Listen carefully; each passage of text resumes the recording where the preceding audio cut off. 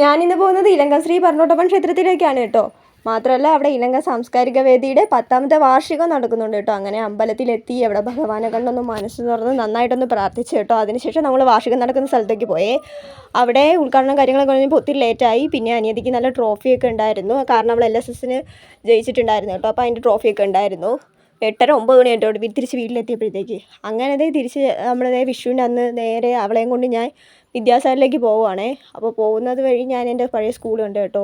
ഇനി ഇതൊക്കെ വെറും ഓർമ്മകൾ മാത്രം. അങ്ങനെ വിദ്യാസാഗറിൽ എത്തിയിട്ടുണ്ട്. അവൾക്ക് അഡ്മിഷൻ എടുത്ത് ഞാൻ നേരെ പോയത് മടത്തുവാതക്ക അമ്പലത്തിലേക്കാണ് കേട്ടോ.